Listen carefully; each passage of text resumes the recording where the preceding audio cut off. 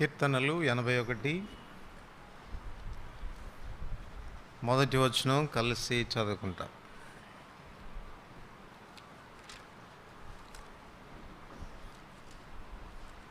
ఎనభై ఒకటో కీర్తన మొదటి వచనం.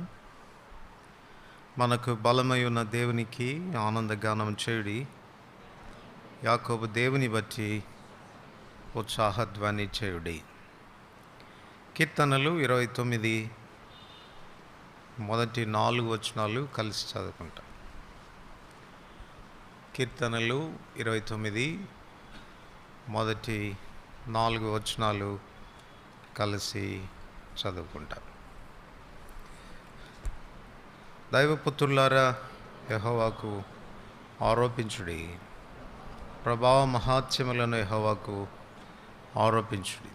యెహోవా నామమునకు చెందవలసిన ప్రభావమును ఆయనకు ఆరోపించుడి. ప్రతిష్ఠితములకు ఆభరణములను ధరించుకుని ఆయన ఎదుట సాగిలపడుడి. యెహోవా స్వరము జలముల మీద వినపడుచున్నది. మహిమగల దేవుడు ఉరుము వలె గర్జించుచున్నాడు. మహాజలముల మీద యెహోవా సంచరించుచున్నాడు.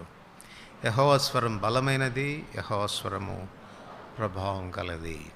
చివరి వచనం అందరిని కలిసి చదువుతాం. యెహోవా తన ప్రజలకు బలమును అనుగ్రహించును. యెహోవా తన ప్రజలకు సమాధానం కలుగచేసి వారిని ఆశీర్వదించును. ప్రార్థన చేసుకుంటాం. ప్రేమ కలిగిన పరలోకమందున మా తండ్రి, కృప కలిగిన దేవా, యేసుప్రభువు వారి శ్రేష్టమైన నామమున మరొకసారి మీ పాదముల చెంత చేరి రాగలుటకు మీరు ఇస్తున్న ఆధిక్యతను బట్టి వందనములు చెల్లిస్తూ ఉంటున్నాం. దయగలిగినటువంటి తండ్రి, దుర్నీతి పరులమై గాఢాంధకారంలో దయగల తండ్రి నిత్య నాశనమునకు ప్రభా చేరువవుతున్న పరిస్థితుల్లో దయగల తండ్రి మమ్మను నీతిమంతులుగా తీర్చుట కొరకు మీ ప్రియకుమారుడైన యేసుక్రీస్తు ప్రభువారిని బలియాగంగా అర్పించడం మాత్రమే కాక దయగల తండ్రి మా మార్గాల్లో వెలుగును ప్రసరింపచేస్తూ నిత్య మార్గమును గూర్చిన గ్రహింపులోనికి తీసుకుని వచ్చి మహిమ నుండి అధిక మహిమ పొందొచ్చు. ఒక దినాన మీ రాజ్యంలో సూర్యుని వలె ప్రకాశిస్తామన్న ఆధిక్యత మీరు మాకు ఇచ్చినందుకు వందనములు చెల్లిస్తూ ఉంటున్నాం. మీరు చేసిన మేలుని బట్టి వందనములు. చీకట్లో నుండి ఆశ్చర్యకరమైన వెలుగులోనికి మీరు మమ్మల్ని తీసుకొచ్చిన దినాన్ని బట్టి వందనాలు చెల్లిస్తూ ఉంటున్నాం. ఇప్పుడు మరలా మీ వాక్యం చెంతకు వస్తూ ఉంటుండగా, బలాన్ని సమీపిస్తూ ఉంటుండగా వాక్య వెలుగులో మా జీవితాలు పరీక్ష చేసుకొని, పరిశీలన చేసుకొని ప్రభుత్వ రొట్టెలో పాత్రలో యోగ్యంగా పాల్పొందే దాని కొరకుగా మీరు మమ్మల్ని సిద్ధపరచు. నిమిత్తం మీ వాక్య వెలిగింపు మాకు అనుగ్రహించమని ప్రార్థిస్తూ ఉంటున్నాను.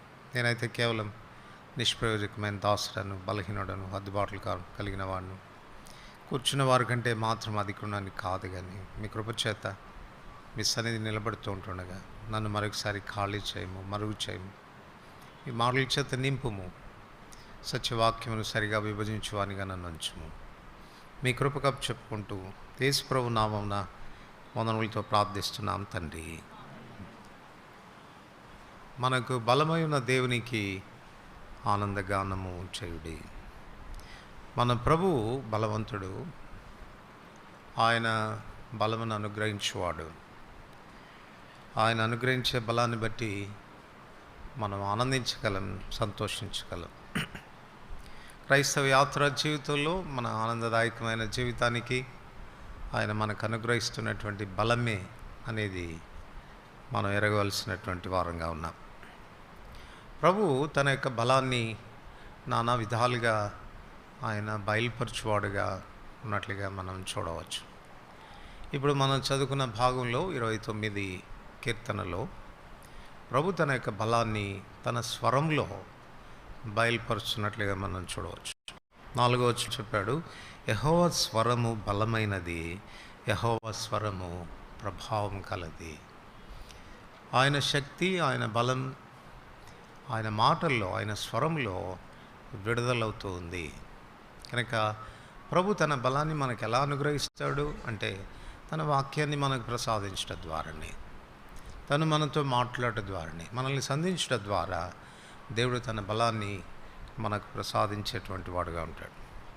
ఈ ఉదయకాలం ఒక 2 అంశాలు మేము ధ్యానం చేస్తూ వచ్చినాం. క్లుప్తంగా నేను మీకు చెప్పి మిగిలిన వాటికి ముందుకు వెళ్దాం.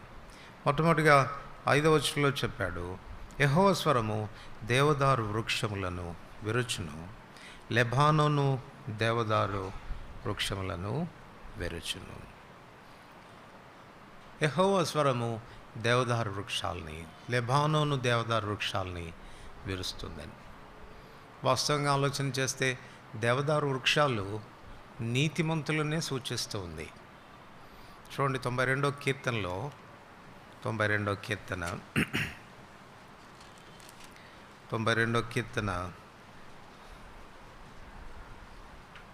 12వ వచనం, నీతిమంతులు ఖర్జూర వృక్షం వలె మొవ్వు వేయుదురు, లెబానోను మీద దేవదారు వృక్షం వలె వారు ఎదుగుదురు. సో నీతిమంతుల యొక్క ఎదుగుదలను గురించి మాట్లాడాల్సి వచ్చినప్పుడు ప్రభు దేవదారు వృక్షాల వలె వారు ఎదుగుతారు అని చెప్పాడు. సో ఈ దేవదారు వృక్షాలు నీతిమంతుల ఎదుగుదలను గురించి మాట్లాడుతూ, మరి నీతిమంతుల ఎదుగుదలను గురించి అది మాట్లాడుతూ ఉంటే అట్టి దేవదారు వృక్షాలని ఆయన ముక్కలు ముక్కలుగా విరవాల్సినటువంటి అవసరం ఏమొచ్చింది? దేవుని వాక్యం ఎందుకు దేవదారు వృక్షాలని విరుస్తూ ఉంది అంటే, యెషయా గ్రంథం 2వ అధ్యాయం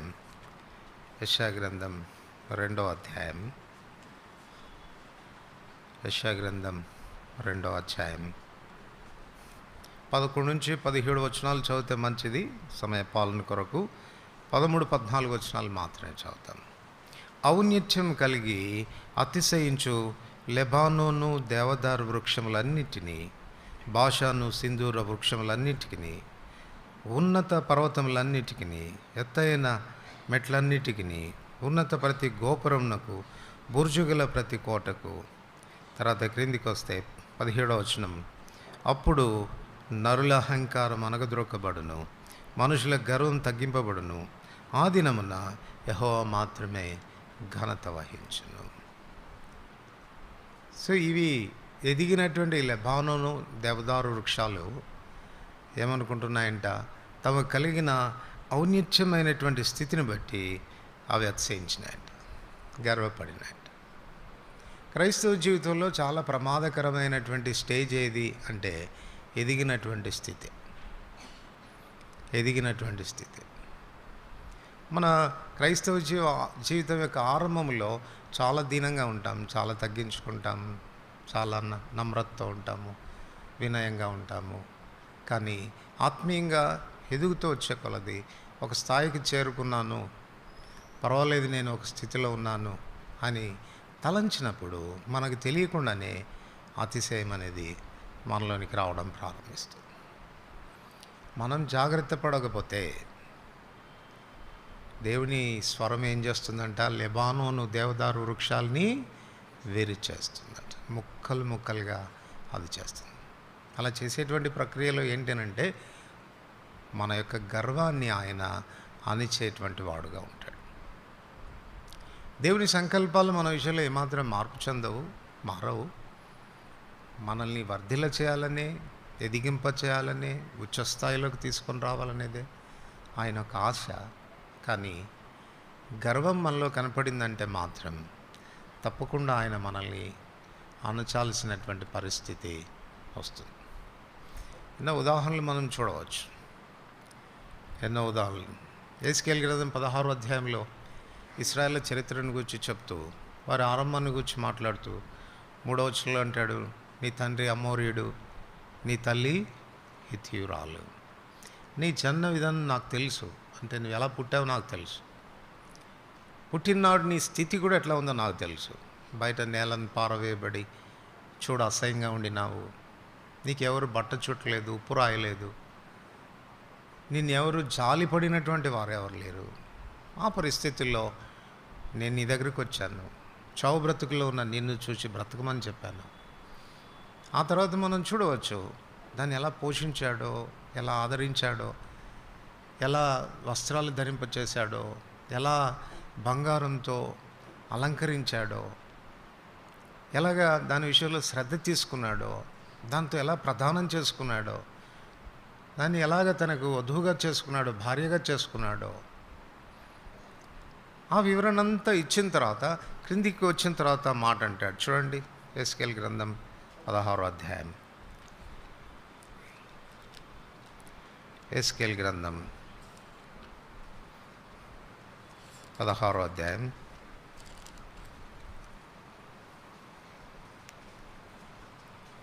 13వ వచనం అందరికి కలిసి చదువుతాం. ఇలాగూ బంగారంతోనూ వెండితోనూ నేను నిన్ను అలంకరించి సన్నపు అవిసెనారయు పట్టుయు విచిత్రపు కుట్టు పని గల బట్టలను నీకు ధరింపచేసి గోధుమలను తేనెయు నూనెయు నీకు ఆహారంగా ఇయ్యగా నీవు మిక్కిలి సౌందర్యవతి అయి రాణి అగునంతగా వృద్ధి పొందితివి. అయితే ఏం జరిగింది? 15వ వచనం అందరు కలిసి చదువుతాం. అయితే నీ సౌందర్యమును నువ్వు ఆధారం చేసుకొని నీకు కీర్తి వచ్చినందున నీవు వేశ్యవై దారిని పోవు ప్రతి వానితో బహుగా వ్యభిచరించు వచ్చితివి, పిలిచిన వానితో నెల్లపోతివి. సో ఇశ్రాయేలు యొక్క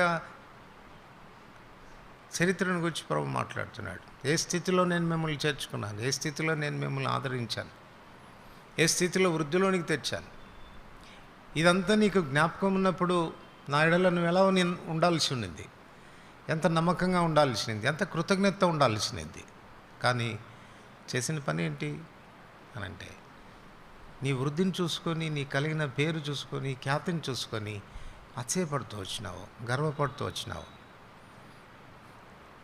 అట్లాగనే నెబుకద్నెజరు విషయంలో కూడా 4వ అధ్యాయం మీరు చదివితే దేవుడు నెబుకద్నెజరుకు ఒక దర్శనం కూడా ఇచ్చాడు. ఏంట దర్శనం అంటే, ఒక చెట్టు బ్రహ్మాండంగా ఎదిగింది, ఆకాశం అంటున్నంతగా ఎదిగిందంట.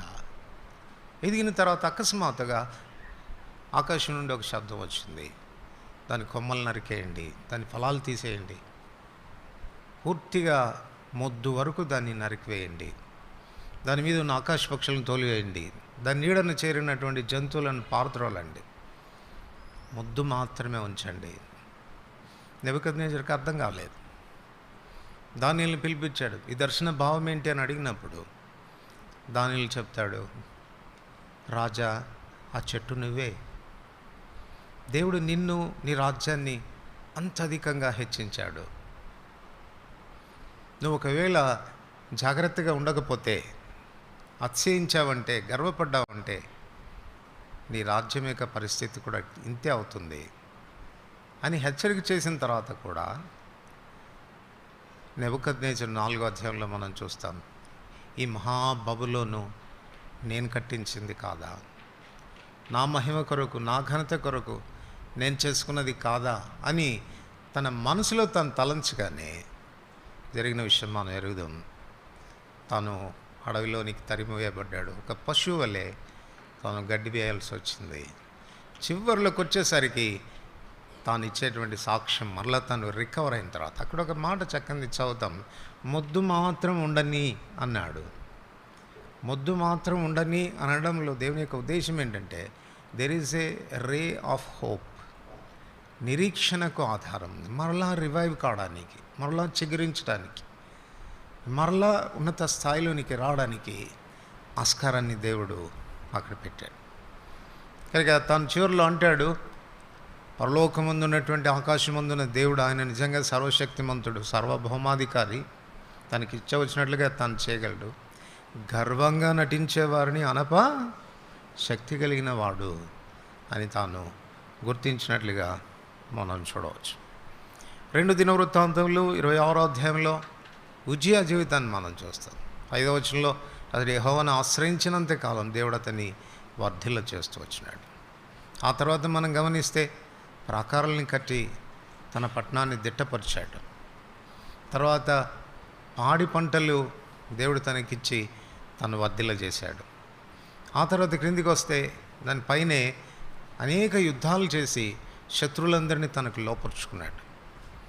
దేవుడు విస్తారమైనటువంటి సైన్యాన్ని, బలిష్టమైన సైన్యాన్ని, ఆయుధ సంపత్తిని దేవుడు తనకిచ్చాడు. అక్కడ రాయబడిన మాట ఏంటంటే, అట్లు ఆశ్చర్యకరమైన దేవుని సహాయం తనకు కలిగినందున అతని కీర్తి బహు దూరముగా వ్యాపించింది. అయితే తర్వాత వచ్చిన ఏం చదువుతాం మనం, తాను వర్ధిల్లినప్పుడు తన మనసున గర్వించి అతడు చెడిపోయాడు. కనుక ఈ విషయాలన్నీ కూడా, ఈ ఎగ్జాంపుల్స్ అన్నీ, ఈ మాదిరులన్నీ కూడా మనకేం నేర్పిస్తాయనంటే, ఎదిగే ప్రాసెస్లో బాగానే ఉంటాం, కానీ ఎదిగిన తర్వాతనే చాలా కష్టం అవుతుంది. ఒక స్టేజ్కి వచ్చిన తర్వాత మనల్ని మనం తగ్గించుకోవడం చాలా కష్టం, వినయంగా ఉండడం చాలా కష్టం. తెలియని అతిశయం ఎక్కడి నుంచో మనకు వస్తుంది, మనకు తెలియకుండానే అతిశయపడడం ప్రారంభిస్తాం. గుర్తుపెట్టుకోవాల్సిన విషయం ఏంటంటే, వర్ధిల్లిన స్థితి ప్రభు వలన కలిగింది. మన బలాన్ని బట్టో, మన జ్ఞానాన్ని బట్టో, మన సామర్థ్యాన్ని బట్టో మనం వర్ధిల్లలేదు. అందుకే అపోజిట్ పౌలు ఏమంటాడు చెప్పండి, నేనేమై ఉన్నానో అది ప్రభు కృప వల్లనే ఈ స్థాయికి నేను వచ్చాను అని అంటే. మిగిలిన అపోస్తలులందరికంటే ఎక్కువగా ప్రయాసపడ్డాను, కానీ ప్రయాసపడింది నేను కాదు, నాకు తోడై ఉన్న దేవుని కృప. అది మనం ఎప్పుడు మర్చిపోకూడదు. ఒకవేళ ఆ విషయంలో జాగ్రత్త పడకపోతే జరిగే విషయం ఏంటంటే, ప్రభు ఎలాగా మనల్ని అణిచేదానికి ఆయన మన మీదికి తీర్పు తీసుకొస్తాడంటే, యెషయా గ్రంథం 3వ అధ్యాయం మొదటి 3 వచనాలు. యెషయా గ్రంథం 3వ అధ్యాయం మొదటి 3 వచనాలు. 2వ అధ్యాయంలో వాళ్ళు గర్వపడిన స్థితిని గురించి మాట్లాడాడు. 13వ వచనంలో ఔన్నత్యము కలిగి అతిశయించు లెబానోను దేవదారు వృక్షములన్నిటికీ నేను శిక్ష వేస్తానన్నట్టుగా చెప్పాడు. ఇప్పుడు 3వ అధ్యాయంలో ఎలాంటి శిక్ష వేస్తాడో చూడండి. ఆలకించుడి, ప్రభువును సైన్యములకు అధిపతి యెహోవా పోషణమును పోషణాధారమును, అన్నోదకముల ఆధారమంతయు పోషణమంతయు, శూరులను, యోధులను, న్యాయాధిపతులను, ప్రవక్తలను, సోదెగాండ్రను, పెద్దలను, పంచదశాధిపతులను, ఘనత వహించిన వారిని, మంత్రులను, శిల్పశాస్త్రములను ఎరిగిన వారిని, మాంత్రికులను యెరూషలేములో నుండి యూదా దేశములో నుండి తీసివేయును. ఇవన్నీ కూడా వీరు వర్ధిల్లేదానికి దోహదపడినటువంటి హేతువులు, వాళ్ళ ఉన్నత స్థితిలోనికి రావడానికి కారణమైనటువంటి హేతువులు. ఎవరిచ్చారు ఇవన్నీ? వీళ్ళందరూ నేనిచ్చాను. ఇప్పుడు నువ్వు నీకు కలిగిన ఔన్నత్య స్థితిని బట్టి గర్వపడుతున్నావు కనుక వాటన్నిటిని మళ్ళీ లాగేస్తున్నాడు. చివరికి ఏం మిగులుద్దంట? మొద్దు మాత్రం మిగులుద్ది. మళ్ళీ ఎక్కడి నుంచి మొదలెట్టాలి? మళ్ళీ ఎల్కేజీ నుంచి మొదలెట్టాలి. ఇంతవరకు మనం సాధించింది, ఇంతవరకు మనం వర్ధిల్లింది, ఇంతవరకు మనం పైకి వచ్చింది అంత కూడా మళ్ళీ 0 పాయింట్కి వస్తుంది. అంచేతనే మనం చాలా జాగ్రత్తగా ఉండాలి. యెహోవా స్వరం చాలా బలమైంది, అది దేవదారు వృక్షాలని విరుస్తుంది. లెబానోను దేవదారు వృక్షాలని ముక్కలు ముక్కలుగా విరుస్తుంది. సో ఇశ్రాయేలు ప్రజలు వారు అతిశయపడినటువంటి సందర్భంలో యెహోవా వాక్కు వారిని శిక్షించినటువంటి విధానాన్ని గురించి ఇది తెలియచేస్తుంది. వారిని శిక్షించిన విధానాన్ని గురించి ఇది తెలియజేస్తాం. తర్వాత మనం గమనిస్తే 29వ అధ్యాయం కీర్తనలు 29వ అధ్యాయం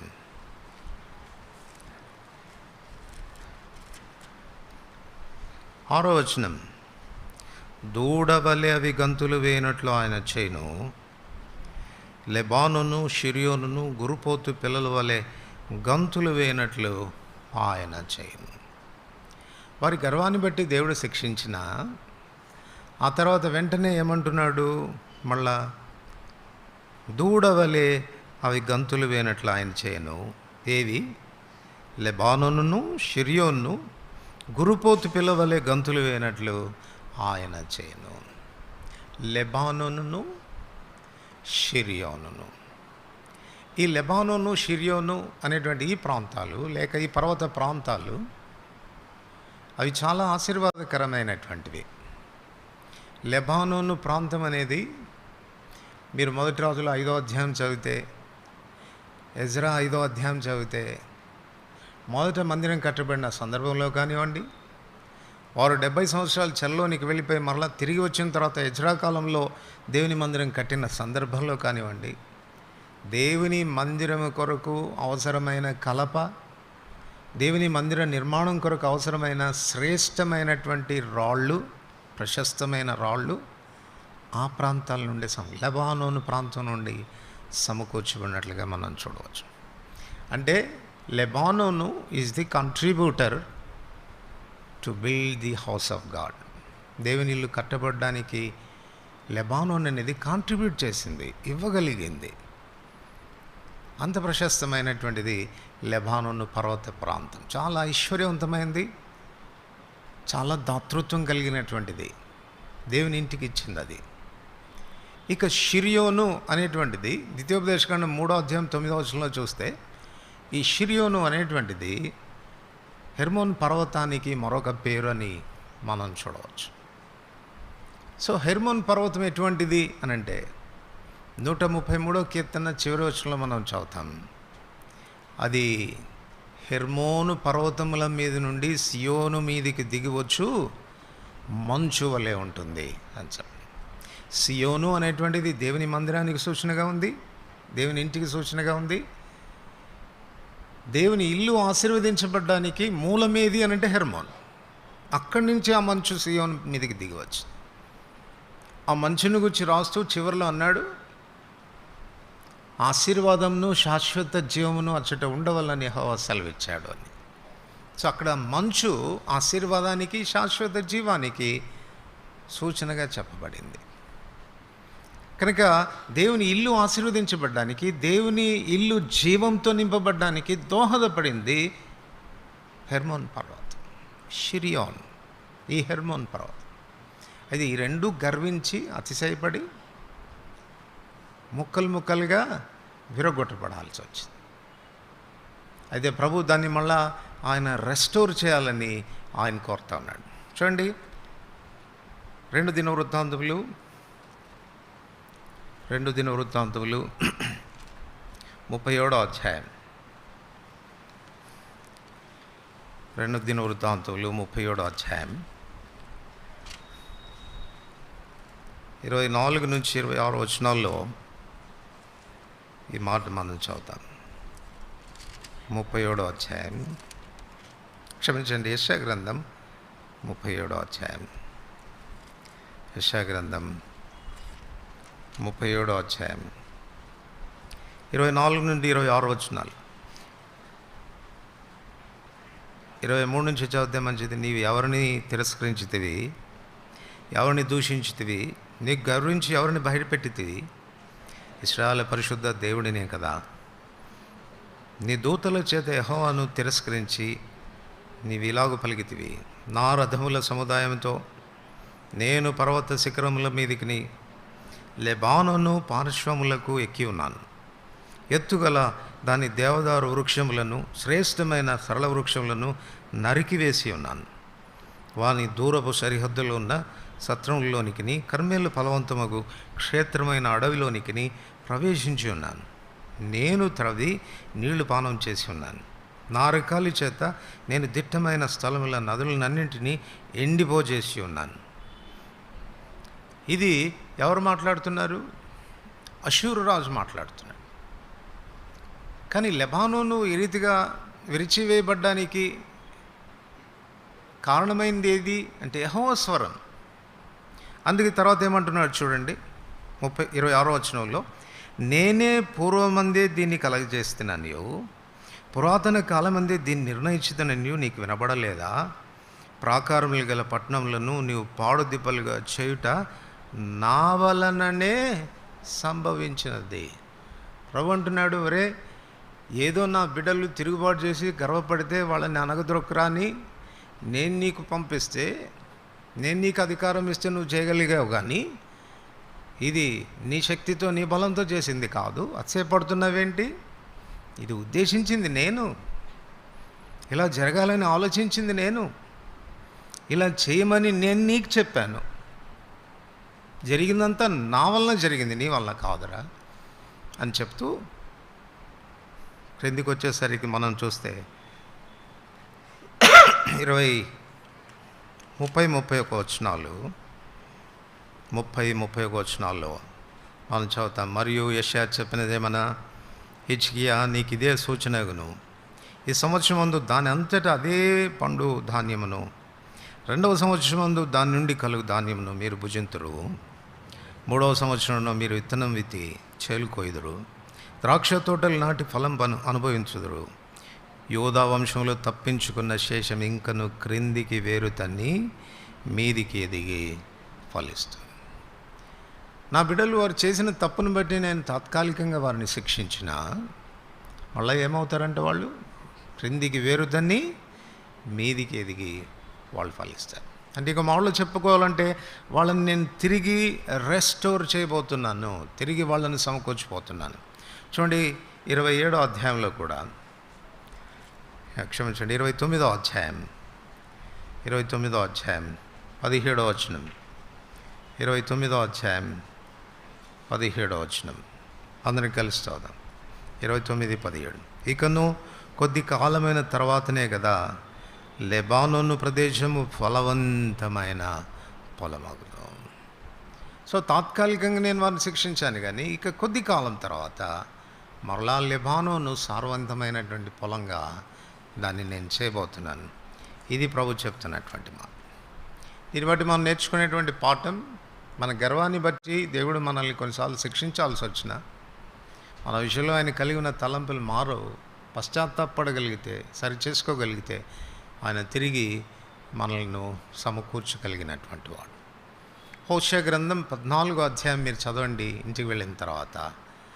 ఎలాగా ఈ లెబానోను ప్రాంతాన్ని మరలా ప్రభు రెస్టోర్ చేశాడు, ఎలా సమకూర్చాడు, ఏ విధానంలో దాన్ని మరలా తను ఆశీర్వదించాడు, అందమైనదిగా చేశాడు అన్నటువంటి విషయాలు మనం 14వ అధ్యాయంలో మనం చదువుతాం. సో ఇక్కడ మన పాఠం, యెహోవా స్వరం బలమైనది, అది లెబానోను పర్వతాలని విరగొడుతుంది. యెహోవా స్వరం చాలా బలమైనది, అది లెబానోను షిరియోను దూడ గంతులు వేసినట్లుగా గంతులు వేయించగలిగేది. వాళ్ళు తిరిగి రెస్టోర్ చేయబడిన తర్వాత వారి ఆనందానికి అవధులు లేవు. నిశ్చయంగానే దూడ గంతులు వేసినట్లుగా, ఇశ్రాయేలు గంతులు వేసినట్లుగా మనం చూడవచ్చు. ఇప్పుడు మరొక విషయానికి వస్తే, కీర్తనలు 29వ కీర్తన 7వ వచనం అందరికి కలిసి చదువుకుంటాం. 29వ కీర్తన 7వ వచనం. యెహోవా స్వరము అగ్ని జ్వాలలను ప్రజ్వలింపచేయుచున్నది. యెహోవా స్వరం అగ్ని జ్వాలలను ప్రజ్వలింపచేయుచున్నది. ఇంగ్లీష్లో ఎలా రాయబడిందంటే, the voice of the Lord divideth flames of fire. Divideth flames of fire. ఈ మాట మనకు వినగానే మనకి ఏది స్ఫురణలోకి రావాలి? అగ్ని జ్వాలలు విభాగించబడి ఉండడం అనేటువంటిది పెంతెకోస్తు దినాన జరిగినటువంటి సందర్భం. చదవండి అపోస్తల కార్యములు 2వ అధ్యాయం. అపోస్తల కార్యములు 2వ అధ్యాయం 3-4 వచనాలు కలిసి చదువుకుంటాం. క్షమించండి 4వ అధ్యాయం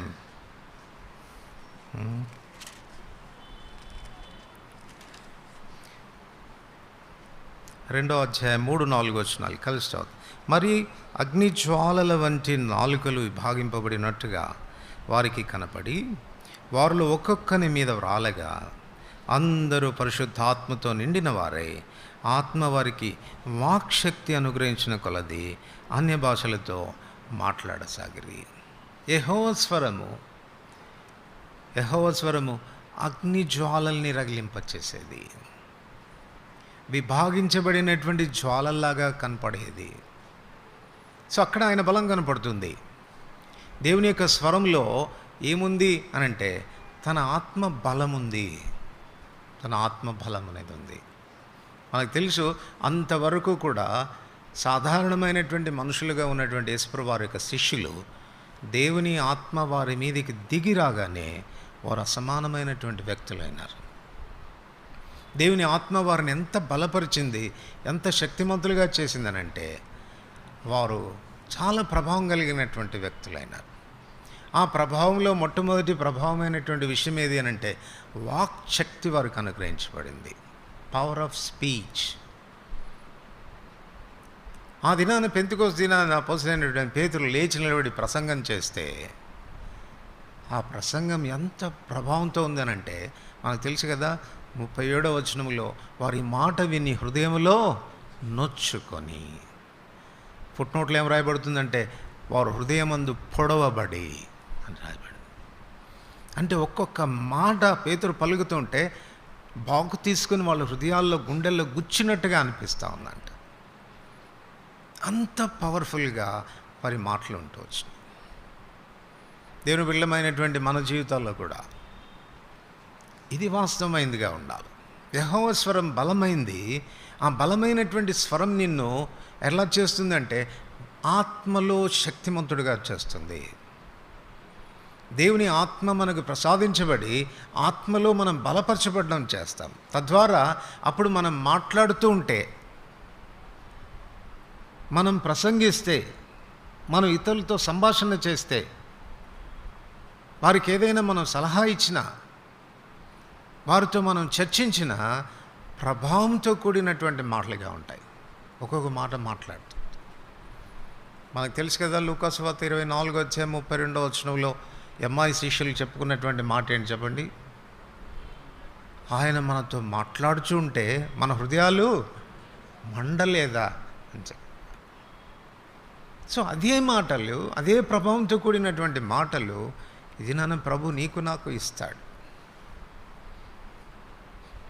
ఆయన వాక్యంలో ఉన్నటువంటి శక్తి అది. ఆ వాక్య శక్తి చేత వాళ్ళు సువార్త ప్రకటించగలిగారు. తద్వారానే అనేకమైనటువంటి ఆత్మల్ని ప్రభు కొరకు సమకూర్చగలిగారు. ఒక్క ప్రసంగం చేస్తే 2,000 మంది ఒక్కసారిగా, 3,000 మంది ఒక్కసారిగా మార్పు చెందినారు. ఆ తర్వాత 4వ అధ్యాయంలో కూడా మనం చూస్తాం, శిష్యుల సంఖ్య 5,000 అయిపోయింది. ఎంత త్వరితగతిన ఆత్మలు రక్షించబడుతూ వచ్చినాయో చూడవచ్చు. కారణం ఏంటంటే దేవుని వాక్యం ప్రబలమై, అంటే బహుబలంగా వ్యాపిస్తూ వచ్చింది. ఇది నాన్న దేవుని బిడ్డలమైనటువంటి మన జీవితాల్లో ఎవరితోనైనా మాట్లాడుతున్నప్పుడు ప్రభావం వెలువడుతుందా? ప్రజలు కన్విక్ట్ కాగలుగుతున్నారా? వారి హృదయాలు ఒప్పించబడుతున్నాయా?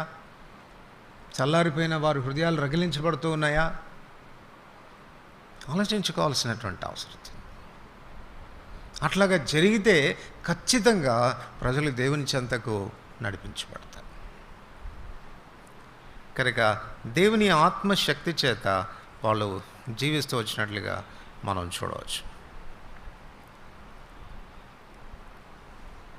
అపోస్తలుల కార్యములు 6వ అధ్యాయం 10వ వచనం.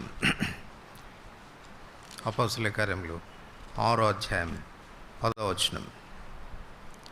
మాటలాడుటయందు అతడు అగుపరిచిన జ్ఞానమును, అతన్ని ప్రేరేపించిన ఆత్మను వారు ఎదిరింపలేకపోయారు. పరిశుద్ధాత్మ శక్తి చేత మాట్లాడుతూ ఉంటే, సువార్త ప్రకటిస్తూ వచ్చినప్పుడు వాదన జరిగిందంట. కొంతమంది వచ్చి స్టెఫెన్తో వాదన పెట్టుకున్నారు. వాదన పెట్టుకుంటూ ఉంటే స్టెఫెన్ ప్రత్యుత్తరం ఇస్తున్నాడు, జవాబు చెప్తున్నాడు. వాళ్ళు అడిగిన ప్రశ్నలన్నిటికీ జవాబు చెప్తా ఉంటే వాళ్ళు ఎదిరించలేకపోయినారు. అతడు అగుపరిచినటువంటి జ్ఞానం అంత గొప్ప జ్ఞానం. కనుక పరిశుద్ధాత్మ శక్తి చేత మనం నింపబడితే, ఆ అగ్ని జ్వాలలు మనలో నుండి వెళుతున్నప్పుడు మనం ఇతరులతో మాట్లాడుతూ ఉంటే నోరు మూసుకోవాల్సిందే. వాళ్ళు ప్రత్యుత్తరం ఇయ్యలేరు, జవాబు చెప్పలేరు.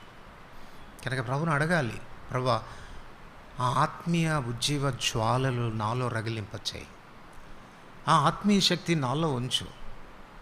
అది చాలా పర్యాలు సువార్తకి వెళ్తాం, 2 మాటలు చెప్పగానే ఆడు మామూలుగా కాముగా విన్నాడా, సరిపోయింది. ఆడుగాన కొంచెం ఎదిరించి అదేంటి ఇదేంటి అన్నాడంటే బెంబేలు ఎత్తిపోతుంటాం మనం. ఎందుకన్నా మంచిది, ఇక్కడి నుంచి పారిపోతే మంచిది, తొందరగా పోతే మంచిది అని అనుకుంటాం. అవసరం, దేవుని ఆత్మ యొక్క శక్తి మనకు అవసరం. మాట్లాడేంది అతడు అభిపరిచిన జ్ఞానాన్ని వాళ్ళు ఎదిరించలేకపోయినారు. ఫిలిప్పీలకు రాసిన పత్రిక 2వ అధ్యాయం. ఫిలిప్పీలకు రాసిన పత్రిక 2వ అధ్యాయం 16వ వచనం. ఫిలిప్పీలకు రాసిన పత్రిక 2వ అధ్యాయం 16వ వచనం. అందరు కలిసి చదువుకుంటాం. అట్టి జనము మధ్యను మీరు జీవవాక్యమును చేతపట్టుకొని లోకమందు జ్యోతుల వలె కనపడుచున్నారు. అందువలన నేను వ్యర్థంగా పరిగెత్తలేదనియు, నేను పడిన కష్టం నిష్ప్రయోజనం కాలేదనియు, క్రీస్తు దినమున నాకు అతిశయ కారణం కలుగును. అట్టి జనము మధ్య, ఎట్టి జనం మధ్య 14వ వచనంలో చెప్పాడు, మీరు మూర్ఖమైన వక్ర జనము మధ్య. సో మనం ఎక్కడ ఉన్నామంట? మూర్ఖమైన వక్ర జనం మధ్య ఉన్నాం. అటువంటి జనం మధ్య మనం ఎలా ఉండాలంట? జ్యోతుల్లాగా ఉండాలంట. ప్రకాశిస్తున్నటువంటి జ్యోతుల్లాగా ఉండాలి. ఆ అగ్ని కనపడాలా, ఆ వెలుగు కనపడాలా. ఇక్కడ వెలుగు లేక ఇక్కడ అగ్ని దేని గురించి మాట్లాడుతుంది అని అంటే, మన మాదిరైన జీవితాన్ని గురించి మాట్లాడుతుంది.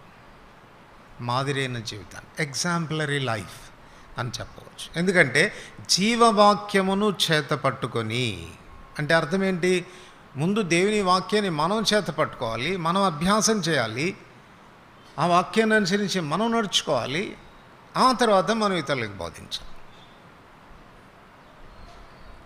ఎగ్జాంపులరీ లైఫ్ అనేది ఎట్లా వస్తుంది అని అంటే, ముందు మనం జీవిస్తే కదా, ముందు ఆ వాక్య ప్రకారంగా మనం ప్రవర్తిస్తే కదా ఇతరులు మనల్ని చూసి నేర్చుకోవడానికి. చాలా పర్యాలు ఎందుకు మన మాటలు ప్రభావంగా ఉండవు, ఎందుకు మన మాటలు శక్తివంతంగా ఉండవు, ఎందుకు చీకట్లో ఉన్నటువంటి వారికి మన మాటలు మార్గోపదేశం చేసేవిగా ఎందుకు ఉండవు అనంటే, మన లైఫ్ మన మాటలతో మ్యాచ్ కాదు.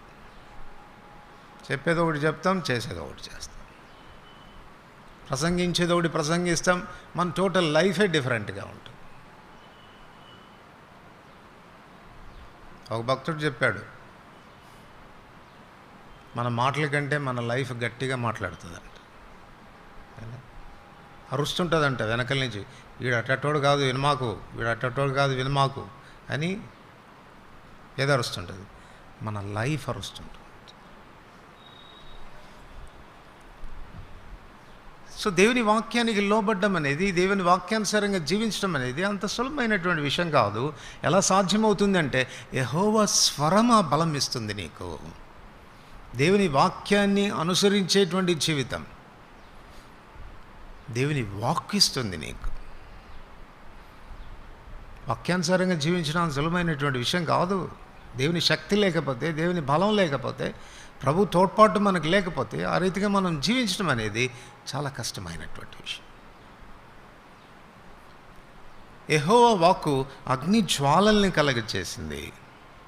మాదిరైనటువంటి జీవితం. అపోస్తల కార్యములు 18వ అధ్యాయం 25వ వచనం. అపోస్తల కార్యములు 18వ అధ్యాయం 25వ వచనం. అందరికీ కలిసి చదువుదాం. 18:25. మరియు ప్రభు మార్గం విషయమై ఉపదేశం పొంది తన ఆత్మయందు తీవ్రపడి యోహాను బాప్తిస్మం మాత్రమే తెలుసుకున్న వాడైనను యేసును గూర్చిన సంగతులు వివరంగా బోధించుచు సమాజ మందిరంలో ధైర్యంగా మాటలాడ నారంభించును. అట్లాగనే 17వ అధ్యాయం 16వ వచనం. 17వ అధ్యాయం 16వ వచనం. పౌలు ఏథెన్సులో వారి కొరకు కనిపెట్టుకుని ఉండగా ఆ పట్టణము విగ్రహములతో నిండి చూచినందున అతని ఆత్మ పరితాపము పట్టలేకపోయాను. సో ఈ మంట, ఈ జ్వాల మన హృదయాల్లో ఉంది అన్నదానికి మరొక నిదర్శనం ఏంటి అంటే, నశించిపోతున్నటువంటి ఆత్మల విషయంలో మనకు ఉండేటువంటి కన్సర్న్, పట్టింపు. అపోల్లో అనేటువంటి వాడు యోహాను బాప్తిస్మం మాత్రం తెలుసుకున్నాడు, ఆత్మయందు తీవ్రపడ్డాడంట. అయ్యో ప్రజలు నశించిపోతారే, వాళ్ళకి దేవుని గురించి ప్రకటించాలి అనేటువంటి ఆతురత తనలో మొదలైంది. అపోస్తలుడైన పౌలు జీవితంలో కూడా మనం చూస్తాం. ఏథెన్స్కి వచ్చినప్పుడు వారి విగ్రహారాధన తను చూసినప్పుడు ఆత్మలో పరితాపం పట్టలేకపోయాడు. ఆ మంట రగులుతూ ఉంది, చెప్పాల్సిందే నేను పోయి. సో సువార్త ప్రకటించడం కొరకై, ఆత్మల కొరకైనటువంటి భారం కొరకై మనలో ఆ మంట రగులుతూ వస్తుంది. యెహోవా వాక్కు అగ్నిజ్వాలల్ని రగిలింపచేస్తుంది. రోమీయులకు రాసిన పత్రిక 12వ అధ్యాయం 11వ వచనం మనందరికీ తెలిసిన విషయం. ఆసక్తి విషయంలో మాంద్యులుగాక ఆత్మయందు తీవ్రత గలవారై ప్రభువుని సేవించుడే. ఫర్వెంట్ ఇన్ స్పిరిట్, ఆత్మలో మండుచు ప్రభువుని సేవించాలి. కనుక ఈ జ్వాలలు మనలో ప్రభువును సేవించేదాని కొరకైనటువంటి ఆసక్తిని పుట్టిస్తాయి. చాలాసార్లు ప్రభుని సేవిస్తాం కానీ చాలా బర్డన్సమ్గా ఉంటుంది మనకు. మందిరానికి రావడమే బర్డన్ మనకు. ఇక మందిరంలో ప్రభు కార్యాలు ఏం చేస్తాం చెప్పండి? ప్రభు కొరకు ఏం జీవిస్తాము? ప్రభు ఆజ్ఞాపించిన పనులు నిజంగా ఆసక్తితో చేస్తున్నావా? రోషంతో చేస్తున్నామా? పట్టుదల కలిగి చేస్తున్నామా? యెహోవా వాక్యం బలమైంది, మనల్ని మండిస్తుంది. అది అగ్నిజ్వాలలు రగిలింపచేస్తుంది. 29 కీర్తన 29 8వ వచనం. కీర్తన 29 8వ వచనం. యెహోవా స్వరము అరణ్యమును కదిలించును, యెహోవా కాదేశు అరణ్యమును కదిలించును. యెహోవా స్వరం అరణ్యాన్ని కదిలిస్తుంది, అది కాదేశు అరణ్యమును కదిలిస్తుంది. ఓ మాటలో చెప్పుకోవాలంటే అరణ్యములో కదలిక తీసుకొచ్చిందంట. ఏది? యెహోవా స్వరం కదలిక తీసుకొచ్చింది అని అంటే ఒక మాటలో చెప్పుకోవచ్చు మనం ఏమని? మార్పు తీసుకొచ్చింది అని కదా. కోమాలోనికి వెళ్ళిపోయినటువంటి వాళ్ళలో ఏమి గమనిస్తాం మనం చెప్పండి? కోమాలో వెళ్ళిపోయిన వాళ్ళలో ఏం గమనిస్తాం మనం? కదలిక గమనిస్తాం. ఎక్కడన్నా కొంచెం వాడు వేలు కదిలిస్తున్నట్టు, పర్వాలేదు వేలు కదిలిచ్చాడు అంటే దాని అర్థం ఏంటంటే ప్రోగ్రెస్కి నాంది అని అర్థం, మార్పుకు నాంది అని అర్థం. సో అరణ్యము అని చెప్తున్నప్పుడు దాని గురించినటువంటి డిస్క్రిప్షన్ మనకు తెలుసు. అరణ్యం ఎటువంటిది అన్నదానికి చూడండి, యెషయా గ్రంథం 35వ అధ్యాయంలో మనం ఈ మాటలు చదువుతాం. యెషయా గ్రంథం 35వ అధ్యాయం మొదటి వచనం. యెషయా గ్రంథం 35వ అధ్యాయం మొదటి 2 వచనాలు అందరు కలిసి చదువుకుంటాం. అరణ్యమును ఎండిన భూమియు సంతోషించును, అడవి ఉల్లసించి కస్తూరి పుష్పం వలె పూయును, అది బహుగా పూయుచు ఉల్లసించును, ఉల్లసించి సంగీతములు పాడును. లెబానోను సౌందర్యం దాన్ని కలుగును, కర్మూలను షారునుకున్న సొగసు దానికి ఉండును. అవి యెహోవా మహిమను మన దేవుని తేజస్సును చూచును. దీనికి రివర్స్లో మనం ఆలోచన చేస్తే ఇశ్రాయేలు ప్రజల యొక్క తిరుగుబాటు వారి జీవితాలని అరణ్య రోదనగా చేసింది, ఎండిన భూమిలాగా చేసింది, నిష్ఫలభరితమైనటువంటి స్థితిలోనికి వారిని తీసుకుని వెళ్ళింది. ఇప్పుడు అలాంటి స్థితిలో అరణ్యంగా ఉన్నటువంటి ఎండిన భూమిగా ఉన్నటువంటి దీనిని ప్రభు తన వాక్కు చేత ఆయన మళ్ళా రిఫార్మ్ చేస్తున్నాడు, తిరిగి సమకూరుస్తూ ఉన్నాడు అని చెప్పవచ్చు. యెషయా గ్రంథం 41వ అధ్యాయం, యెషయా గ్రంథం 41వ అధ్యాయం 19వ వచనం. యెషయా గ్రంథం 41వ అధ్యాయం 19వ వచనం అందరు కలిసి చదువుతాం. చెట్లు లేని మెట్టల మీద నేను నదులను పారచేసేదను, లోయల మధ్యలో ఊటలను ఉబుకంగా చేదును, అరణ్యమును నీటి మడుగ్గాను ఎండిన నేలను నీటి బుగ్గగాను చేసేదను. నేను అరణ్యములో దేవదారు వృక్షములను, తుమ్మ చెట్లను, గొంజి చెట్లను, తైల వృక్షమును నాటించెదను. అడవిలో తమాల వృక్షములను, సరళ వృక్షములను, నేరేడు వృక్షములను నాటెదను. సో ఎండిన భూమి చెట్లు లేని ప్రదేశంగా అది చేయబడిందంట. ఇప్పుడు దానిలో కదలిక ప్రభు తీసుకొస్తున్నాడు, మార్పు తీసుకొస్తున్నాడు. ఏంటి ఆ మార్పు ఏమనంటే, ఎండిన ప్రదేశంలో ఎడారిలో దేవుడు నీళ్లను ప్రవహింపచేసి తాను కోరినటువంటి చెట్లను నాటి అది ఫలభరితమైనటువంటి స్థితిలోనికి వచ్చేటట్టుగా తను చేస్తున్నాడు, ఫలభరితమైన చెట్టుగా వచ్చేటట్టు చేస్తున్నాడు. యెషయా గ్రంథం 35వ అధ్యాయం, యెషయా గ్రంథం 35వ అధ్యాయం 7వ వచనం. యెషయా గ్రంథం 35వ అధ్యాయం 7వ వచనం. ఎండ మావులు మడుగులగును, ఎండిన భూమిలో నీటి బుగ్గలు పుట్టును. ఎండ మావులు మడుగులగును. ఎండ మావులు దేని గురించి మాట్లాడుతుంది? దుప్పి నీటి వాగుల కొరకు ఎదురు చూస్తున్నప్పుడు ఇక్కడి నుంచి అక్కడికి పరిగెట్టుకొని పోతుందంట. దేన్ని చూసి? ఎండమావులని చూసి. అంటే ఎండమావులు నీటి మడుగుల్లాగా భ్రమింపజేస్తాయి. అంటే దీన్ని బట్టి మనం ఏం చెప్పుకోవచ్చు అనంటే, అరణ్యము రెండవదిగా దేని గురించి మాట్లాడుతుంది అనంటే వేషధారణ జీవితాన్ని గురించి మాట్లాడుతుంది. లేనిది ఉన్నట్టుగా భ్రమింపజేసేటువంటి స్థితిని గురించి మాట్లాడుతుంది. ఇప్పుడు ప్రభు అంటున్నాడు, మీ జీవితాలు ఆ రీతిగా ఉండినాయి, ఎండమావుల్లాగా. లోపల భక్తి లేదు కానీ పైకి భక్తి ఉన్నట్టుగా కనపడ్డారు. ఆ రీతిగా కనపరుచుకున్నాం మనం. కానీ ప్రభు ఇప్పుడు మరలా దాన్ని ట్రాన్స్ఫార్మ్ చేస్తున్నాడు, రూపాంతరపరుస్తున్నాడు, రిఫార్మ్ చేస్తున్నాడు, రెస్టోర్ చేస్తున్నాడు. ఎలాగా అనంటే నీటి మడుగులుగా, నిజమైనటువంటి నీటి మడుగులుగా, వాస్తవికమైనటువంటి జీవితంలోనికి ప్రభు దాన్ని తీసుకుని వస్తున్నాడు. విలాపవాక్యములు 4వ అధ్యాయం. విలాపవాక్యములు 4వ అధ్యాయం. విలాపవాక్యములు 4వ అధ్యాయం 4-5 వచనాలు. 3 నుంచి చదివితే మంచిది. 3, 4, 5 వచనాలు. నక్కలైనను చన్నిచ్చి తమ పిల్లలకు పాలిచ్చును. నా జనుల కుమారి ఎడారిలోని ఉష్ట్రపక్షి వలె క్రూరురాలయను. దప్పిచేత చంటిపిల్ల నాలుక వాని అంగిటికై అంటుకొనును. పసిపిల్లలు అన్నం అడుగుదురు, ఎవడును వారికి పెట్టడు. సుకుమార భోజనం చేయవారు దిక్కులేక వీధుల్లో పడి ఉన్నారు. రక్తవర్ణ వస్త్రములను తొడిగి పెంచబడిన వారు పెంట కుప్పలను కౌగిలించుకొనెదరు. నా జనుల కుమారి దోషం సొదమ పాపము కంటే అధికం. సో ఇశ్రాయేలు యొక్క పాపం ఎటువంటిది అనంటే, వారు క్రూరులైపోయినారంట. ఎంతటి క్రూరులు అంటే ఎడారిలోని ఉష్ట్రపక్షి వల్లే అయిపోయినారు. పిల్లల్ని కంటుంది కానీ దాని పిల్లలను పోషించాలి, వాటికి ఆహారం పెట్టాలి, వాటికి నీళ్ళు ఇవ్వాలి అన్నటువంటి విషయంలో దానికి ఏ చింత ఉండదు, ఏ కనికరం దానికి ఉండదు. అటువంటిది ఎడారి లాంటి జీవితం అని చెప్పవచ్చు. అటువంటి స్థితిలో నుండి ప్రభు ఇప్పుడు మళ్ళీ చూడండి 41వ అధ్యాయం, యెషయా గ్రంథం 41వ అధ్యాయం. మళ్ళొకసారి అది మాటలు చదువుతాం. 17-19 వచనాల్లో.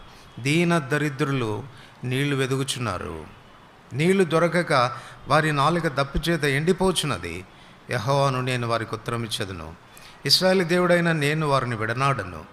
జనులు చూచి యెహోవా హస్తం ఈ కార్యం చేసననియు ఇశ్రాయేలు పరిశుద్ధ దేవుడు దీన్ని కలగచేసనని తెలుసుకొని మనస్కరించి స్పష్టంగా గ్రహించినట్లు చెట్లు లేని మెట్టల మీద నేను నదులను పారు చేస్తాను. చెట్లు లేని మెట్ల మీద నదులను పారు చేస్తాను.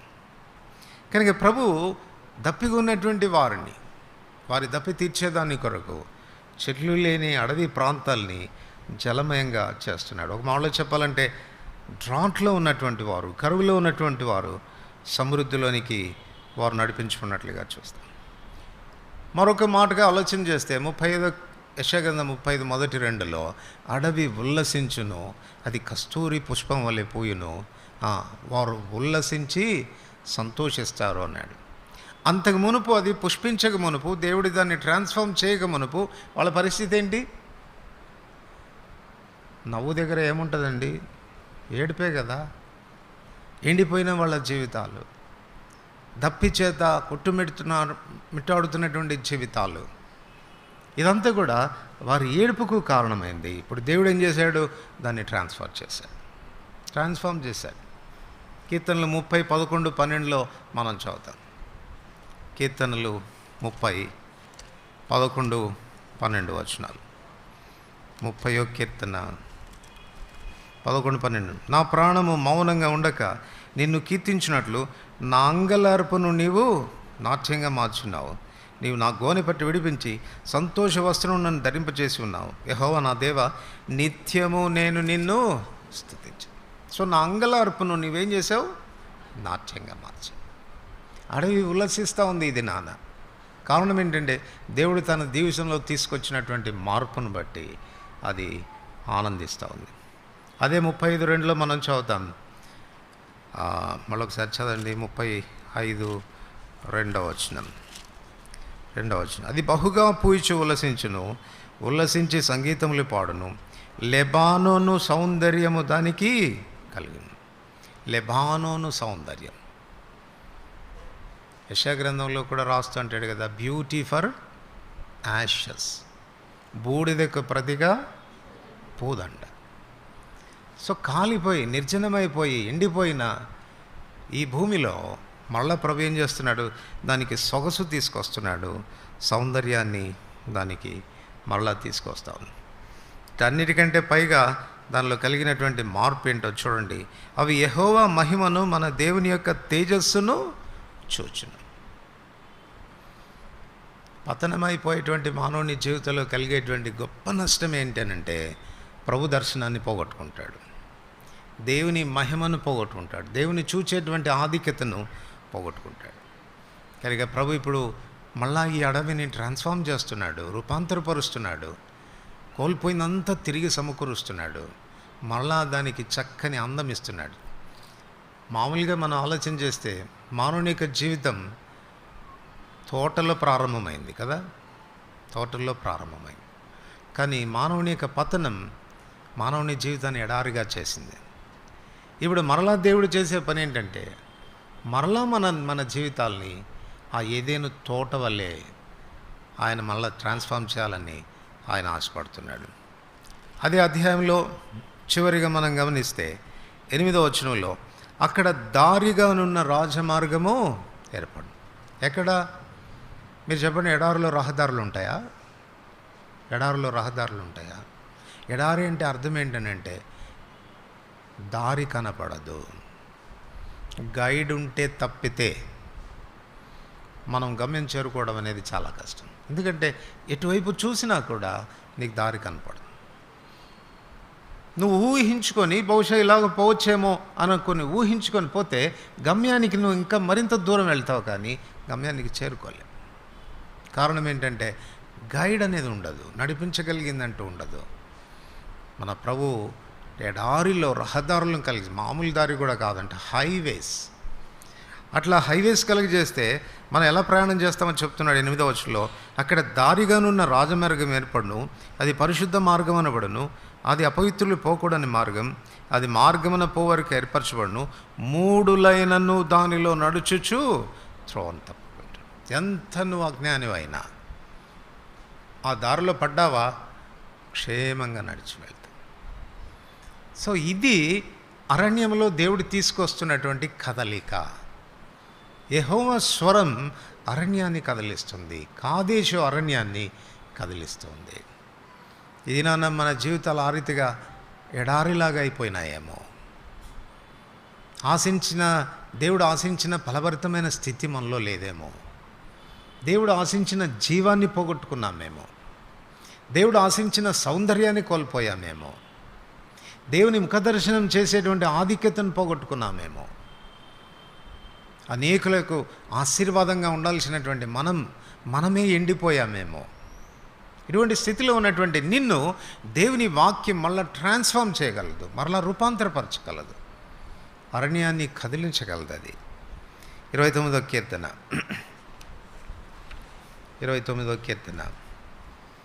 9వ వచనం అందరికి కలిసి చదువుతాం. 29వ కీర్తన 9వ వచనం అందరికి కలిసి చదువుతాం. యెహోవా స్వరము లేళ్లను ఈన చేయను, అది ఆకులు రాల్చును. The voice of the Lord maketh the hinds to call and discovereth the forest. మనకేమో ఆకులు రాల్చును అన్నాడు, ఇంగ్లీష్లో డిస్కవరెత్ ది ఫారెస్ట్ అని అంటున్నాడు. డిస్కవరెత్ అంటే అర్థం ఏంటి? దీన్ని మనం విభాగించి చూస్తే కవరెత్, డిస్కవరెత్. కవరెత్ అంటే కప్పబడ్డం, డిస్కవరెత్ అంటే ఓపెన్ చేయడం. అందుకే ఆకులు రాలుతాయి అని అంటే వాడు చొక్కా ఇప్పేసినట్టే. వేడి చొక్కాయి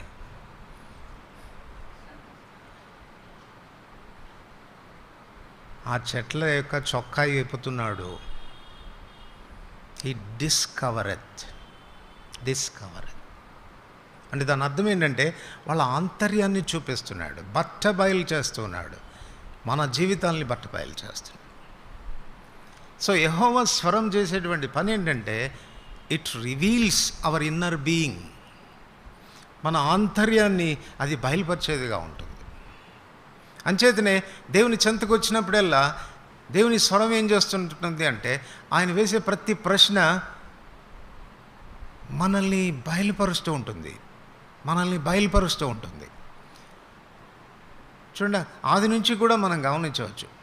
కయీను దగ్గరికి వచ్చినప్పుడు నీ తమ్ముడైన హేబేల్ ఎక్కడా అని మాట్లాడాడు. ఏం చేస్తుంది చెప్పండి? ఏం చేస్తూ ఉంది? కయీను యొక్క పాపాన్ని బయలుపరుస్తూ ఉంది.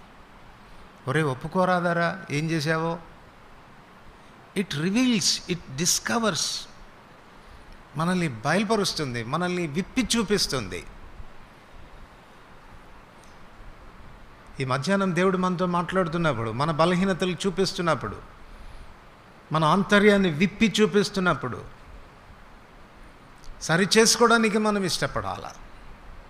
ఎందుకు దేవుడు విప్పి చూపిస్తాడు అని అంటే, హెబేలు నీ తమ్ముడైన హెబేల్ ఎక్కడా అని ప్రశ్నిస్తున్నప్పుడు, హెబేల్ ఎక్కడున్నాడో తెలియదా ఆయనకి? తెలుసు. ఒకవైపు తన పాపాన్ని విప్పి చూపిస్తూ అంటున్నాడు, సరి చేసుకోరా, ఒప్పుకోరా. అతిక్రమములు దాచిపెట్టువాడు వర్ధిల్లడు, వాటిని ఒప్పుకొని విడిచిపెట్టువాడు కనికరాన్ని పొందుతాడు. 2 రాజుల గ్రంథం 3వ అధ్యాయం 25వ వచనం. 2 రాజుల గ్రంథం 3వ అధ్యాయం 25వ వచనం. గెహాజీ, ఎక్కడి నుండి వస్తా ఉన్నావు నువ్వు? ఇది ప్రవక్త వేసినటువంటి ప్రశ్న. ఏం జవాబు ఇచ్చాడు చెప్పండి? గెహాజీ, నువ్వు ఎక్కడి నుంచి వస్తున్నావు అని ఆ మాటకు, ఆ పలుకులో తన పాపాన్ని ప్రవక్త విప్పి చూపుతూ ఉన్నాడు. రే, నువ్వు ఎక్కడికి పోయి వచ్చావు?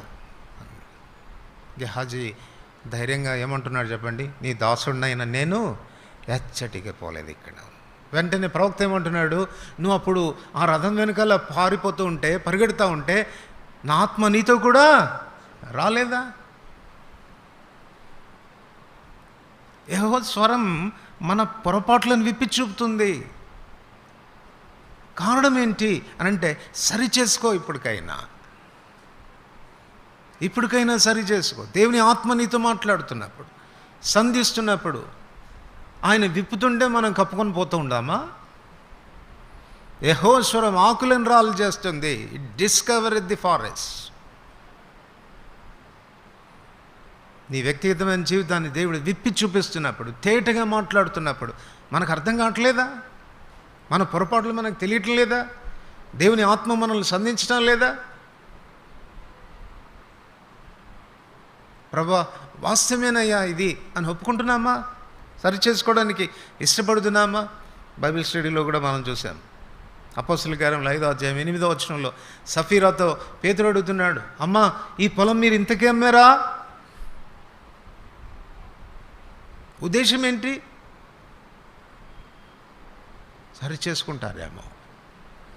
పొరపాటును గ్రహించేటట్టుగా చేసి సరి చేసుకుంటారేమో.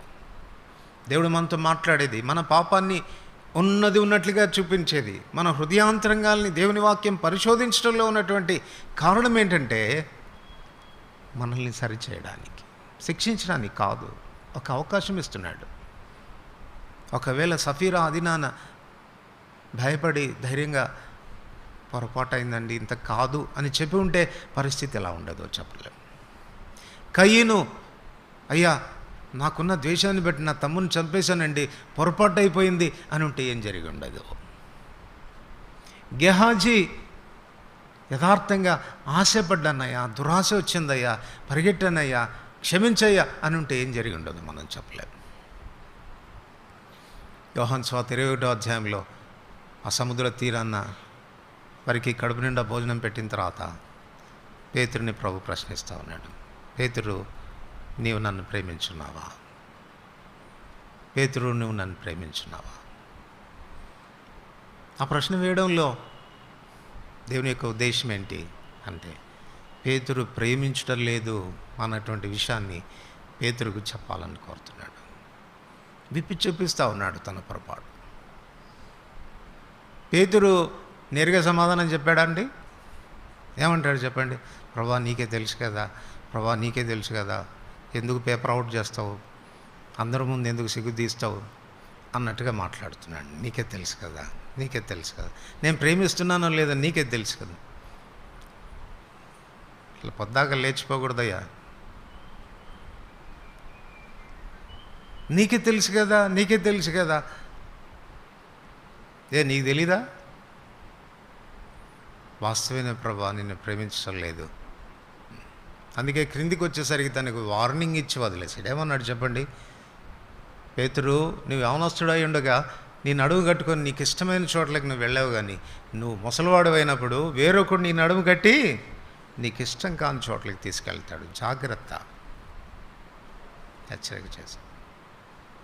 యెహోవా స్వరం ఆకుల్ని రాళ్ళ చేస్తుంది, మనం కప్పుకునే ఆకులను రాళ్ళ చేస్తుంది.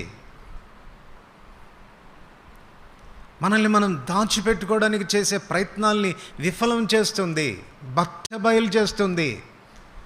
ఎంత ప్రయత్నించినా ఆ ఆకులు నీ దిగంబరత్వాన్ని కప్పలేవు. ఆ స్వరం బయలు వెళ్ళగానే ఆకులన్నీ టపా టపా టపా రాలిపోతాయి. భయంకరంగా మన దిగంబరత్వం, మన దిశమల్లి కనపడుతున్నప్పుడు ఆయన సన్నిధిలో అవమానాన్ని పొందాల్సినటువంటి పరిస్థితి ఏర్పడుతుంది. జాగ్రత్తగా ఉండాలి. చివరిగా 29వ అధ్యాయం కీర్తనలు 29:9 వచనం, యెహోవా స్వరము లేళ్లను ఈన చేస్తుంది. యెహోవా స్వరం లేళ్లను ఈన చేస్తుంది. దీనికి ఒక మాట మాత్రం చదువుకుంటాం. యెషయా గ్రంథం 37వ అధ్యాయం. యెషయా గ్రంథం 37వ అధ్యాయం హిజ్కియా చేసినటువంటి ప్రార్థన. యెషయా గ్రంథం 37వ అధ్యాయం అందరూ కలిసి చదువుకుంటాం. 3వ వచనం, వీరు గోనె పట్ట కట్టుకున్న వారై అతని యొద్దకు వచ్చి అతనితో ఇట్లనిరి, హిజ్కియా సెలవిచ్చినదేమనగా, ఈ దినము శ్రమయు శిక్షణయు దూషణ గల దినము, పిల్లలు పుట్టవచ్చురే కానీ కనుటకు శక్తి చాలదు. పిల్లలు పుట్టవచ్చురే కానీ కనుటకు శక్తి చాలదు. యెహోవా స్వరము లేళ్లను ఈయన చేస్తుంది. సో ఆయన స్వరములో ఉన్నటువంటి ప్రభావము లేళ్లకి ఏమిచ్చిందంట? ఖండానికి అవసరమైన శక్తినిచ్చింది. ఖండానికి అవసరమైన శక్తి. సో దేవుని యొక్క ఆశ ఏంటంటే మనం కనేవాళ్ళగా ఉండాలి. మగవాళ్ళు కనాల్సిందే, ఆడవాళ్ళు కనాల్సిందే కదా. ఒక సహోదరుడు చెప్పడం విన్నాను. నేను మొట్టమొదటిగా దేవుని వాక్యం చదవడం ప్రారంభిస్తే, మత్తయి సువార్త ప్రారంభిస్తే, అబ్రహాము ఇస్సాకును కనెను, ఇస్సాకు యాకోబును కనెను, యాకోబు పలానా వాళ్ళని కనెను అంటే, ఇదేంటి బైబిల్లో అంతా మగోళ్ళు కంటున్నారు, ఇదే సరిగా లేదనుకుని బైబిల్ మూసేశాడంట. సో లిటరల్గా ఇప్పుడు మనం కనాల్సిందే, మగవాళ్ళు కూడా కనాల్సిందే. ఏ సంతతి? ఆత్మీయమైన సంతతి. ఇది దేవుడు సృష్టిలో పెట్టినటువంటి క్రమం. చూడండి, ఆదికాండం 1వ అధ్యాయం 11-12 వచనం. కాండం 1వ అధ్యాయం 11-12 వచనాలు. దేవుడు గడ్డిని విత్తనములిచ్చు చెట్లను భూమి మీద తమ తమ జాతి ప్రకారం తమలో విత్తనములు గల ఫలమిచ్చు వృక్ష ఫలములను భూమి మొలిపించునుగా కని పలకగా ఆ ప్రకారమైన భూమి గడ్డిని తమ తమ జాతి ప్రకారం విత్తనములు ఇచ్చు చెట్లను తమ తమ జాతి ప్రకారం తమలో విత్తనములు గల ఫలవృక్షములను మొలిపింపగా అది మంచిదని దేవుడు చూశాడు. తమ జాతిని మొలిపింపగలిగిన విత్తనము కలిగిన చెట్లు అంటాయి. ప్రతి జాతి చెట్టు తన జాతిని వృద్ధిపరచుకోవడానికి అవసరమైనటువంటి విత్తనాలు కలిగిందిగా ఉంది. అట్లా చేశాడు దేవుడు. ఆ తర్వాత 21-22 వచనాలు. దేవుడు జలములలో వాటి వాటి జాతి ప్రకారము జలములను సమృద్ధిగా పుట్టించిన మహామత్స్యములను జీవం కలిగి చెలించు వాటన్నిటినీ దాని దాని జాతి ప్రకారము రెక్కలు గల ప్రతి పక్షిని సృజించెను, అది మంచిదని దేవుడు చూచెను. 22వ వచనం, దేవుడు మీరు ఫలించి మీ సంతానాన్ని వృద్ధి చేసుకోండి, ఫలించండి. మీ సంతానాన్ని వృద్ధి చేసుకోవడానికి అవసరమైన విత్తనాలు మీలో పెట్టాను కనుక మీరు ఫలించండి. ఆ తర్వాత 24, 25 వచనాలు. 24, 25. దేవుడు వాటి వాటి జాతి ప్రకారం జీవము గల వాటిని అనగా వాటి వాటి జాతి ప్రకారం పశువులను, పురుగులను, అడవి జంతువులను భూమి పుట్టించునుగా కానీ పలికిన ఆ ప్రకారమైన దేవుడు ఆయా జాతుల ప్రకారము అడవి జంతువులను, ఆయా జాతుల ప్రకారం పశువులను, ఆయా జాతుల ప్రకారము నేలను ప్రాకు ప్రతి పురుగును చేశాను. అది మంచిదని దేవుడు చూశాను. ఆ తర్వాత క్రిందికి వస్తే దేవుడు తన స్వరూపమందు తన పోలిక చొప్పున మనల్ని కలుగజేశాడు. ప్రతి జాతి తన జాతిని వృద్ధిపరుచుకునేటువంటి బాధ్యత ఆ జాతి మీద పెట్టాడు. లేకపోతే ఈ దినాన్ని కోతులు ఉండేవి కావు, ఏనుగులు అంతకన్నా ఉండేవి కాదు, సింహాలు అంతకన్నా ఉండేవి కాదు, పురుగులు అంతకన్నా ఉండేవి కాదు. ఏం చేస్తున్నాయి? నమ్మకంగా పురుగులను కంటున్నాయి, ఏనుగులను కంటున్నాయి, సింహాలని కంటున్నాయి, పిల్లుల్ని కంటున్నాయి. మనం మాత్రం కనకుండా గొడ్డుబారిన మనుషుల్ని కనాలి కదా. మేమెందుకు కంటలేదండి? ఇప్పటికే 6 మంది పిల్లలు నాకంటే. ఆ పిల్లలు కాదు సుమా, ఏ పిల్లల్ని కనాలా? తమ జాతి ప్రకారం. ఏ జాతి మనం? ఏ జాతి? ఆదాము కూడా కన్నాడు. చూడండి 5వ అధ్యాయం.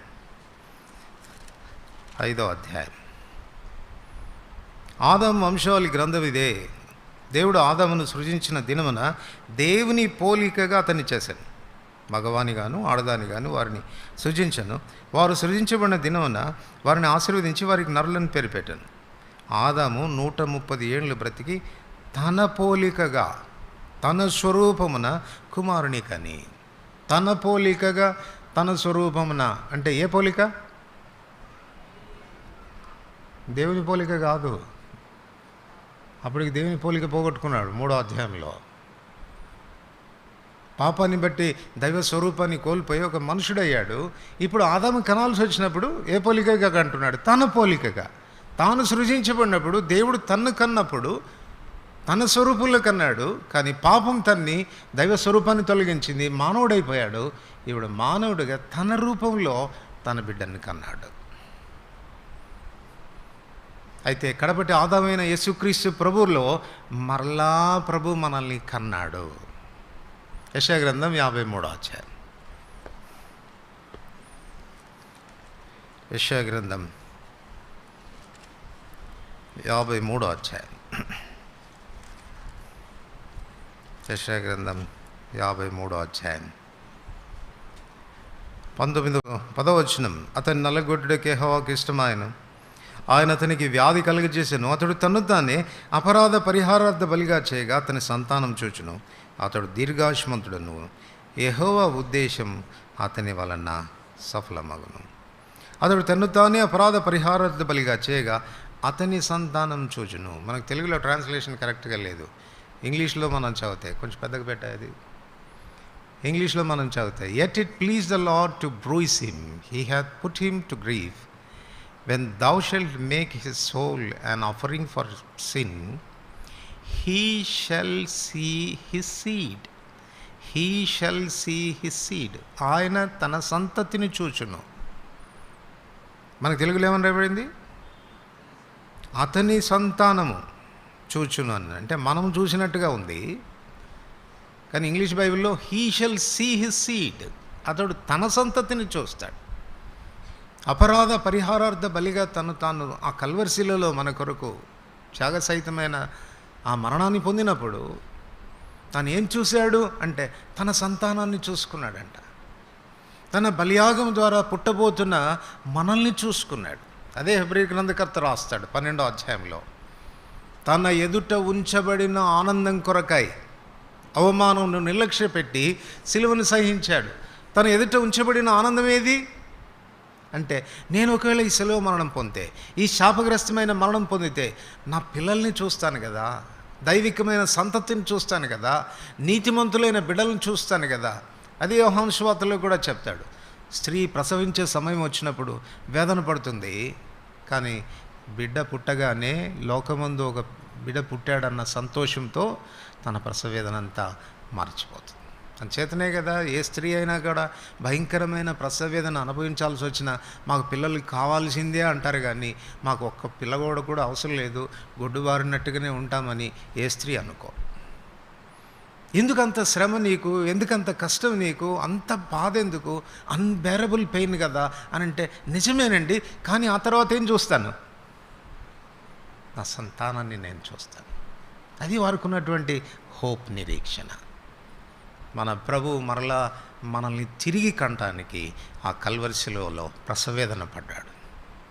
ప్రసవేదన పడి రెండో మారు మనల్ని కన్నాడు. అందుకే రెండవ జన్మ అంటున్నాం దీన్ని. ఇప్పుడు ఇంతగా ఆయన ప్రసవేదన పడి మరలా ఆయన తన సంతతిగా మనల్ని చేసిన తర్వాత వాటి జాతి ప్రకారంగా విత్తనములు ఇచ్చు చెట్లు ఎట్లా ఉన్నాయో అట్లాగనే వాటి జాతి ప్రకారంగా మనం కనాల్సినటువంటి బాధ్యత మన మీద ఉంది. పిల్లలు కనవచ్చారు కానీ ఏం చాలట్లేదు, శక్తి చాలడం లేదు. ఇక్కడ 4 విషయాలు జ్ఞాపకం పెట్టుకోవాలి. ఒకటి, పిల్లల్ని కనాలి అన్నటువంటి ఆశ, కనుట కొరకైనటువంటి ఆశ. రెండవది గర్భధారణ, కన్సీవ్, గర్భాన్ని ధరించడం. అక్కడ చదువుతాం కదా యాకోబు పత్రికలో, దురాశ గర్భము ధరించి. అది దురాశ, మనలో సరైన ఆశ ఉండాలి, ఆత్మల కొరకైన ఆశ ఉండాలి. ఆశ ఉంటే గర్భధారణ అవుతుంది. గర్భధారణ తర్వాత ప్రసవేదన, ప్రసవేదన తర్వాత కనుట. 4 స్టేజెస్. సో ఈ 4 విషయాల గురించి మాట్లాడుతుంది. నా సంతతి వృద్ధి పొందాలి అన్నటువంటి అపేక్ష నీకు లేకపోతే, డిజైర్ లేకపోతే ఎట్లా నువ్వు కన్సీవ్ అవుతావు చెప్పు?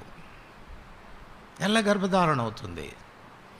గర్భధారణ అయిన తర్వాత ఏం జరగాలి అనంటే, ఈ భారం అనేది అంతకంతకు ఎక్కువ కావాలి. ఒక స్త్రీ తనకు బిడ్డ పిండంగా తన గర్భంలో పడిన తర్వాత ఆ పిండం ఏమవుతుంది? దినదినం ఎదుగుతూ వస్తుంది. ఆ బరువు తగ్గుతుంటుందా, ఎక్కుతుంటుందా? పెరుగుతూ వస్తుంది. 9వ మాసం వచ్చేసరికి సరిగా నడవలేరు, సరిగా కూర్చోలేరు, ఇబ్బంది పడుతూ ఉంటారు. కారణం ఏంటంటే ఆ భారం ఎక్కువ అవుతుంది.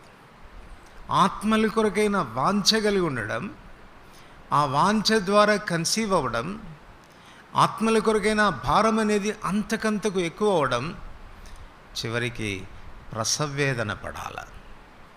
అది అపోస్తలుడైన పౌలు అంటాడు 1 కొరింథీ 4:16 ఉపదేశకులు 10,000 మంది ఉన్నారు కానీ తండ్రులు అనేకులు లేరు, నేను సువార్త వలన మిమ్మును కంటిని. గలతీ 4:19 చెప్తాడు, చిన్న పిల్లలారా క్రీస్తు స్వరూపం మీ యందు ఏర్పడు పర్యంతము నాకు మరలా ఒకప్పుడు ప్రసవేదన పడ్డాను మీ కొరకు. ప్రసవేదన ప్రార్థన గురించి మాట్లాడుతుంది. భారభరితమైనటువంటి ఆత్మతో ప్రభు సన్నిధిలో ప్రసవేదన పడుట ద్వారా మనం పిల్లల్ని కనాలి. అదే గ్రంథకర్త రాస్తాడు, ప్రసవేదన పడకనే పిల్లలు కనినది అని. ఎక్కడన్నా మీరు చదివారా? ఎప్పుడన్నా విన్నారా? నో. సో ఈ భారం మనకుందా? యెహోవా స్వరం లేళ్లనీన చేస్తుంది. దాని సంతతిని వృద్ధిపరచుకోవడానికి ఆ స్వరం దోహదపడతా ఉంది, శక్తి ఇస్తుంది, ప్రభావం ఇస్తూ ఉంది. నీకు ఇవ్వడం లేదా స్వరం? ఆ వాక్కు నీకు ఇవ్వడం లేదా? అసలు నీకు ఆశ ఉందా? ఒక్క ఆత్మనైనా ప్రభు చెంతకు నేను తీసుకురాగలిగాను, ఒక్కరినైనా నేను కన్నాను ప్రభు కొరకు అని ధైర్యంగా చెప్పగలవా నువ్వు? సృష్టి అంతా కూడా వాటి ధర్మాన్ని ఎంత నమ్మకంగా నిర్వర్తిస్తున్నాయి. చెట్లు తమ వంశాన్ని వృద్ధి పొందించుకుంటున్నాయి, పశువులు తమ వంశాన్ని వృద్ధి పొందించుకుంటున్నాయి, కీటకాలు తమ వంశాన్ని వృద్ధి పొందించుకుంటున్నాయి, జలచరాలు తమ వంశాన్ని వృద్ధి పొందించుకుంటున్నాయి. ఎంత అన్ఫెయిత్ఫుల్గా మనం ఉంటున్నాం. ఆశ ఉందా మనకు? యెహోవా నా బలము, నాకు బలమైన దేవుడు, నన్ను బలపరిచేవాడు అని చెప్పుకుని ఏం ప్రయోజనం? 11వ వచనంలో చెప్తున్నాడు, యెహోవా తన భక్తులను బలపరుస్తాడు. ఆయన తన స్వరం ద్వారా బలపరుస్తాడు. నీకు అవసరమైన శక్తిని ఆయన ప్రసాదిస్తాడు. అడుగు ప్రభువుని, ప్రభు నన్ను బలపరచు అని అడిగితే నిశ్చయంగా ప్రభు మనల్ని బలపరుస్తాడు. ప్రార్థన చేసుకుంటాడు.